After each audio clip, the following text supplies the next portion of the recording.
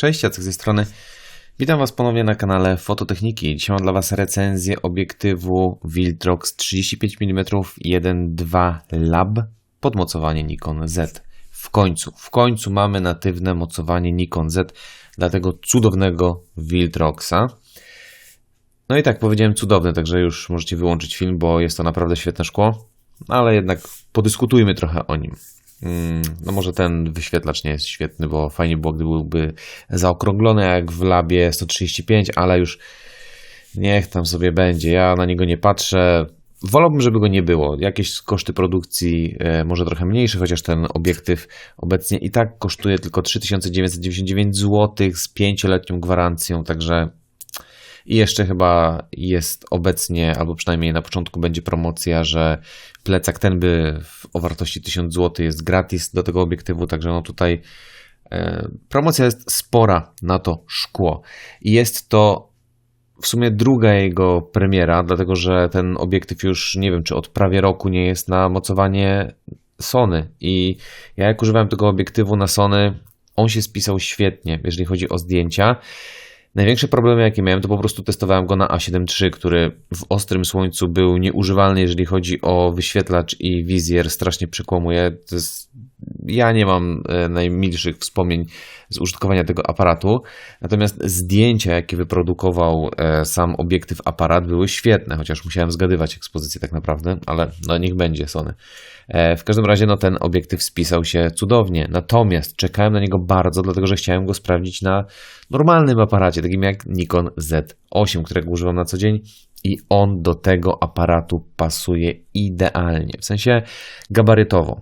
Ten obiektyw lekki, mały nie jest i no, na ZF-ie wygląda trochę karykaturalnie, bo jest za duży. No to jest standardowo, ale na Z8, na dużym body, na takim wiecie, solidnym w ręku do trzymania, ten obiektyw naprawdę dobrze pasuje, zwłaszcza, że właśnie po zamontowaniu dosyć płasko leży. No tutaj ten tulipan trochę go podnosi, ale ogólnie gabarytowo jest tutaj fajnie. Na A7 III tam przy gripie już było trochę ciasno, także do Sony on nie jest jakoś super spasowany, bo jest troszkę za duży. Do Nikona tutaj Z8 działa, w sensie pasuje pięknie. Nie testowałem na Nikonach innych niż ZF i Z8, jeżeli chodzi o spasowanie. Na ZF-ie, no wiadomo, jest to całkiem inny rodzaj body, także tam gabarytowo na ten obiektyw do niego jest za duży, oczywiście używalny, ale za duży. Jeżeli chodzi o samą konstrukcję, no to jest to samo co w Sony, no jest to świetna konstrukcja, tutaj wszystkie te elementy, tak jak seria Lab, pięknie wykonane. Na bagnecie oczywiście uszczelka i port USB-C do aktualizacji. Mamy pierścień tutaj, które możemy sobie zrobić albo gładki, albo klikalny. Tak, to jest moje ulubione słowo, klikalny. Jest to pierścień funkcyjny, nie jest to dedykowany pierścień przysłony. W Nikonie możemy to przeprogramować na przykład na ISO, na Kelviny, na kompensację ekspozycji, co chcemy. Ja osobiście to wyłączam w Nikonie, dlatego że dosyć łatwo to trącić i przedstawić sobie na przykład przysłonę. A w samych Nikorach ten pierścień działa jeszcze gładziej i lżej, także tam w Nikorach łatwiej to sobie przestawić, niejednokrotnie sobie przestawiłem, dlatego już wyłączam. No tutaj jest ten pierścień trochę tak bardziej słyszalny, także łatwiej jest zorientować się, że coś sobie przez przypadek przestawiamy, natomiast ja to wyłączam.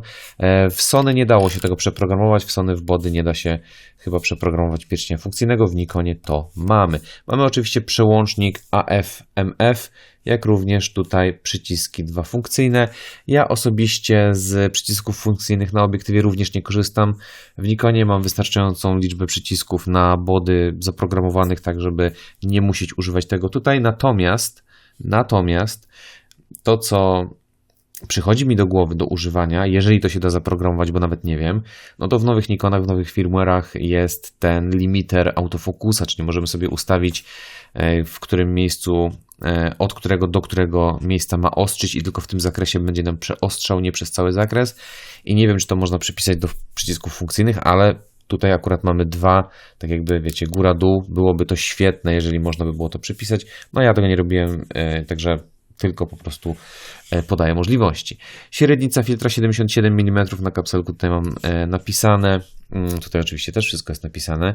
77 mm, czyli fajnie. Nie mamy tutaj 82, 90 wzwyż, także no nie będzie aż tak trudno znaleźć tutaj filtr. Ja tutaj NDK będę mógł sobie założyć, jeżeli będę potrzebował, zwłaszcza do filmowania przy 1.2, jeżeli bym chciał. Także jest tutaj przyjemnie. Tulipan chodzi gładziutko, jak to w dobrych seriach Viltroxa, nie tak jak w starej 85. Także tulipanek tutaj bardzo fajnie chodzi i jest to tulipan z taką karbowaną strukturą, czyli mamy takie jakby schodki, które załamują nam bardziej promienie światła, przez co powinniśmy mieć mniej flar. No, jak to się ma do rzeczywistości i tak jak wycelujemy obiektyw prosto w słońce, to jakąś flarę złapiemy. I jeżeli chodzi o flary, jest tu całkiem dobrze, nie ma tutaj jakiejś tragedii. Flarę możemy złapać, jeżeli bardzo chcemy, ale ogólnie w pracy pod słońce nie tracimy kontrastu. Autofokus bardzo fajnie działa, co Wam też pokażę zaraz. I też flar tych dużo się nie łapie, po prostu musimy chcieć ją złapać. Jeżeli chodzi o oddychanie obiektywu, nie jest ono jakoś idealnie skorygowane, jest widoczne. Tutaj filmowcy muszą brać na to poprawkę, także jeżeli chcecie mocno przeostrzeć blisko, daleko, no to będzie to zauważalne. Chociaż szczerze, ja ostatnio dosyć często zwracam uwagę na to w filmach na przykład i dużo nowych filmów, na przykład na Netflixie, które nie wiem, nie biorą jakichś super cine obiektywów ekstra skorygowanych.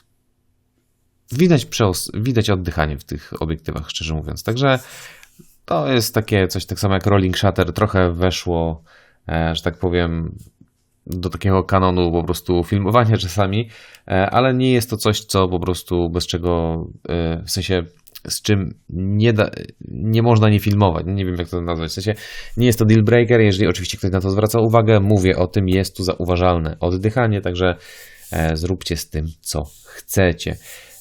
Co by tu jeszcze powiedzieć o samej budowie? No jest to obiektyw z serii Lab, tej najwyższej, uszczelniany. Ma bardzo fajny autofokus płynny przede wszystkim. Nie ma tutaj takiego ostrego jakiegoś szarpania. To, co warto oczywiście wspomnieć, to ten w środku ruchomy element, czyli soczewki, które są po prostu na takim magnetycznym silniku, które po włączeniu zasilania w aparacie tego nie słyszymy i to po prostu pracuje, ale jak wyłączamy zasilanie, to automatycznie nam coś tam przeskakuje, także wiem, że dużo osób tego nie lubi, także ostrzegam, że w tej serii, w serii Lab i w serii Pro na pełną klatkę to występuje, także no musicie się do tego przyzwyczaić. Póki co problemów z tym nie było. Natomiast dla mnie ten obiektyw zyskał nowe życie. Tak jak mówiłem, ja go testowałem prędzej na Sony. On optycznie wypadał świetnie, tak? No, jest to najwyższa seria. Natomiast miałem ten problem, że używałem go niestety na takim aparacie, za którym nie dość, że nie przepadam, to jeszcze pokazał trochę się na nim ząb czasu, że tak powiem. Tam wyświetlacze i wizjer nie są najlepsze i w ciemnym parkingu średnio łapał ostrość i byłem taki, no nie zwracałem uwagi na to, jak obiektyw pracuje, jeżeli chodzi o autofokus. Tutaj na Nikonie zacząłem na to zwracać uwagę, bo po prostu chciałem sprawdzić, czy to jest obiektyw, który będę mógł używać profesjonalnie nawet, bo czasami oczywiście wiadomo, że jeżeli są jakieś problemy z autofokusem, no to wolę na jakieś zlecenie wziąć obiektyw, którego jestem bardziej pewien. Od razu powiem, bardzo dobrze wypadł. Z Nikonem Z8 świetnie działał. Nie miałem żadnych problemów z autofokusem. Oczywiście nie przetestowałem wszystkich scenariuszy. Nie powiem wam, czy na ciemnej sali weselnej, w nie wiem, szybkim tańcu, nie wiem, jeżeli para młoda breakdance zacznie tańczyć, czy wszystkie zdjęcia 100% będziecie mieli ostre. Tego wam nie powiem, bo tego po prostu nie robiłem. To, co robiłem, to kilka po prostu testów. Nie wiem, biegnący syn na mnie, idąca modelka żwawym krokiem, ogólna taka fotografia rodzinna tym obiektywem. Bardzo dobrze się autofokus spisuje. Przejdźmy może zatem do zdjęć, żeby chociaż trochę o tym opowiedzieć. I tak tutaj na przykład mamy sesję z Amelią, do której przejdziemy na samym końcu jako przykład. Chciałbym zacząć może od tablicy ostrości, od testu ostrości. I tutaj mamy tak, na czerwono jest Viltrox. Natomiast Ja miałem w swoim posiadaniu jeszcze Nikona i Sigmę w pewnym momencie, dlatego dorzuciłem je tutaj jako ciekawostkę, bo Viltrox wydaje się najbardziej ostry na środku.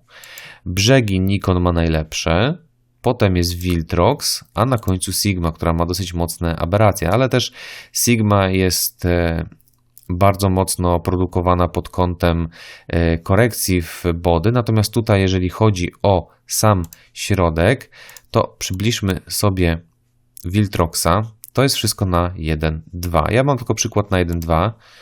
Przybliżmy sobie Nikona. Tutaj Viltrox wydaje się ostrzejszy. Jest jakby wyraźniejszy ten środek i mamy też Sigmę. Sigma, Nikkor i Viltrox. Jeżeli chodzi o sam środek, to tak jak mówię, Viltrox wypada według mnie tutaj najlepiej. Nawet od 4 razy droższego, 3 razy droższego Nikkora. Także wiadomo, na brzegach, tutaj na przykład Viltrox na brzegach, no tutaj akurat mi wpadła flara, na brzegach te elementy trochę tak powiedzmy mają stratę kontrastu, tutaj Sigma na przykład ma dużo większe aberracje, natomiast Nikkor jest jednak po coś 3 razy droższy i jest to lepiej skorygowane, natomiast jeżeli chodzi o sam środek, tutaj Viltrox w swojej serii Lab pokazuje naprawdę klasę.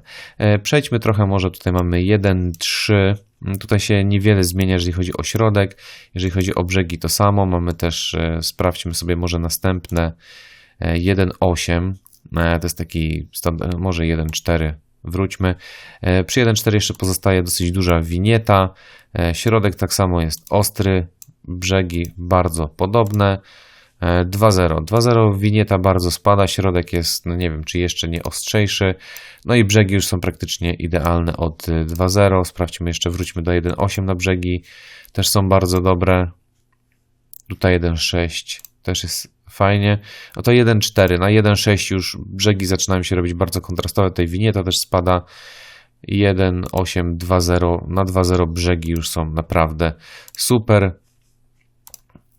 Wejdźmy sobie na 2.8, no to tutaj pewnie będzie żyleta na całym zakresie. Wiadomo, o Boże, aż tutaj za mocno chyba to wychodzi.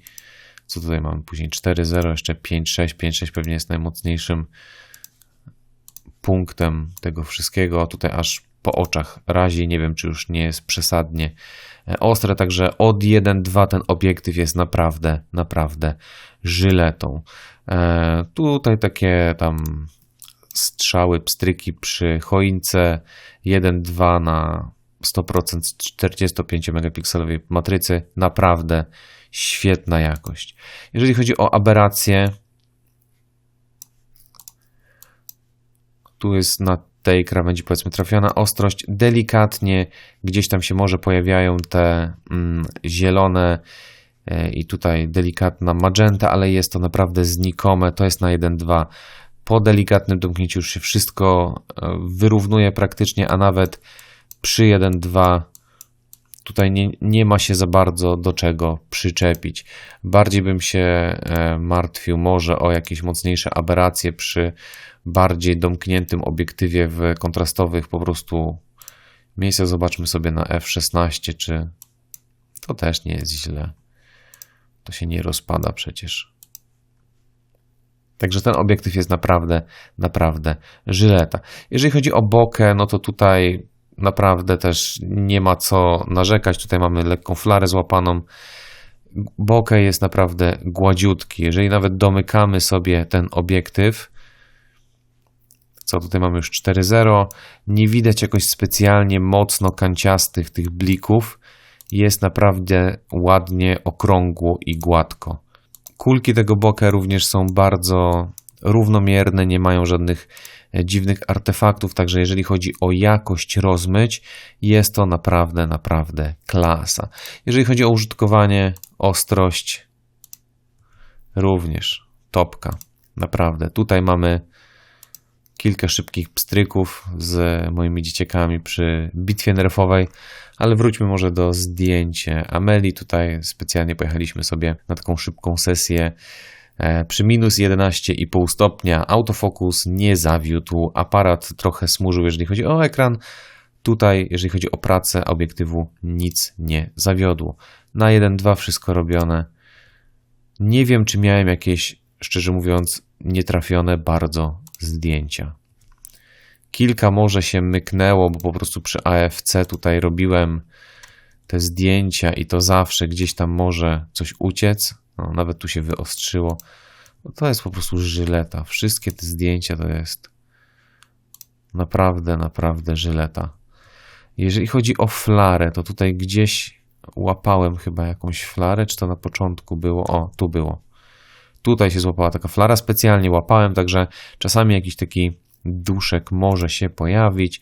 Tutaj jeszcze w ogóle ze słońcem, z ostrym światłem, no to tutaj naprawdę, no aż przykro mi przybliżać, żeby pokazywać wszystkie niedoskonałości na tak młodej cerze. Ale no, tu naprawdę nie ma się, kurde, optycznie to jest po prostu miazga. O, tutaj trochę nie trafiło, tutaj bardziej na włosy poszło. No to mamy fajny przykład. I to też oczywiście trzeba pamiętać, że to jest 1.2. Nikon lubi sobie gdzieś tam na włos dziabnąć. To oko jest ostrzejsze przede wszystkim. To akurat jest algorytm Nikona. Tutaj przy tych zdjęciach pamiętam nawet, że kilka razy mówiłem do siebie, że złe oko, także tutaj obiektywu nie ma co winić, bo to po prostu algorytmy wykrywania oka mogły jedynie zawinić. Także no, tu jest po prostu wszystko super ostre. I bardzo fajne rozmycie, bardzo fajna separacja, jeżeli chodzi o nawet całą postać przy 1.2. Tutaj te bliki, przejścia, wszystko fajne, mięciutkie. Tutaj robiliśmy test ostrości, gdzie Amelia takim żwawym krokiem na mnie po prostu szła. Naprawdę próbowałem gdzieś znaleźć jakieś nieostre zdjęcia, może tam ze 2-3 były z serii, tutaj robiłem serią 10 klatek na sekundę. Powtarzalność autofokusa jest naprawdę bardzo fajna. Ja wiem, że niektórzy puryści Nikonowi ciężko przyswoić tym osobom informację, że trzecia firma może robić dobry obiektyw, ale no, mnie nie zawiódł. Przy moich testach, przy moich zdjęciach, oczywiście wiadomo, mamy tutaj bardzo jasno, jest kontrastowa sceneria, łatwo tutaj wykryć powiedzmy obiekt, no ale mamy też sytuację powiedzmy zdjęcia podświetlonego od tyłu, obiektu podświetlonego od tyłu, fotografujemy trochę pod słońce, to też nie jest tak, że idealne są te warunki, ale wiadomo, że jest jasno, to ISO 200, 16400, także wiadomo, że tutaj nie mogę powiedzieć, że to jest ciemna sala jakaś weselna. No i o, tutaj jedno, tutaj włos jest ostry, tu drugie, włos jest ostry. Znowu, no to ostatnie zdjęcia, jak już była bardzo blisko, to możliwe, że też to był limit, no nie był limit ostrzenia, bo na pewno dało się bliżej i przeważnie autofokusy gdzieś się rozsypują na tych bliższych elementach, także no tutaj mógł się algorytm trochę pomylić, no ale całe to przejście, każde zdjęcie było ostre, tu jest 10 klatek na sekundę było, mogłem zrobić 20, nie wiem po co, ale to wszystko po prostu było ostre.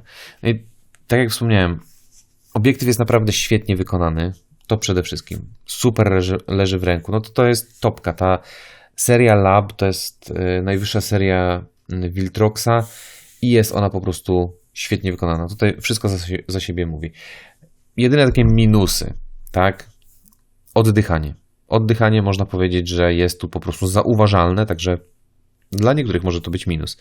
Dla mnie osobiście żaden, bo nie miałem z tym problemu, a jak filmowałem w pionie rolkę tam w 120 klatkach na sekundę w 4K, tam też nie wiem, czy jest pełen autofokus taki fazowy w Nikonie Z8, powinien być.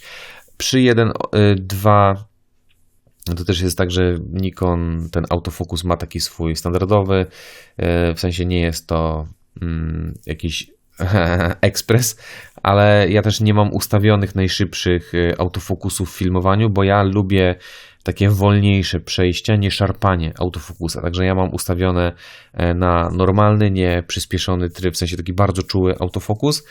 I tutaj jak filmowałem, no to gdzieś tam jak się Amelia odwróciła, no to mógł zgubić po prostu oko. Pamiętam, że też gdzieś na futro chyba ostrzył, jak miałem taki po prostu pełen zakres autofokusa, nie tylko punktowy.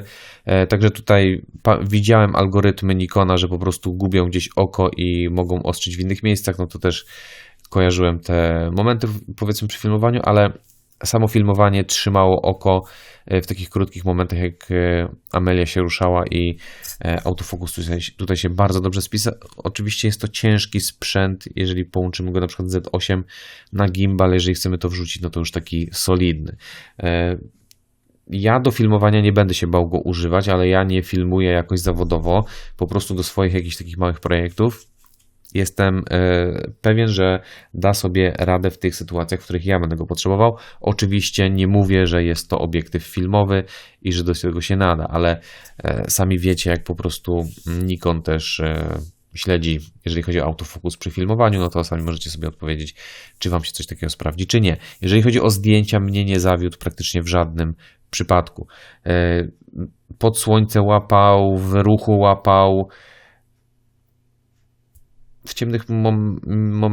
W ciemnych sytuacjach nie fotografowałem za bardzo, choinkę, nie wiem, nie miałem z tym problemu, bo po prostu nie testowałem go w ten sposób. Do mojej fotografii się sprawdza w 140%, naprawdę świetnie tutaj wypada. Optycznie ostrość żyleta. Także jeżeli ktoś lubi kliniczne, takie laboratoryjne szklarze, ostre i miękki bokeh, jest to bardzo fajny obiektyw. Jeżeli ktoś lubi charakterny bokeh, taki trochę zawirowany, bardziej vintage, no to nie tędy droga, może seria Evo albo R. Także to by było na tyle, jeżeli chodzi o ten obiektyw. Sprawdźcie sobie linki w opisie. Tutaj na pewno na kanale Fototechnika się coś pojawi w opisie. Jeżeli chodzi o mnie, świetny obiektyw. Naprawdę jestem bardzo zadowolony, zwłaszcza po moich odczuciach z Sony, gdzie tam musiałem przełknąć tę pracę z aparatem. Tutaj to jest tak, jakbym wziął po prostu nowy obiektyw, a to były pierwsze sztuki, które do mnie przyszły. Jeszcze na pewno będą jakieś aktualizacje, coś będzie polepszone, także tutaj Viltrox ode mnie 9/10 prawdopodobnie. Do mojej fotografii 10/10. Także to było na tyle. Dzięki bardzo za poświęcony czas i do usłyszenia, do zobaczenia następnym razem. Hej!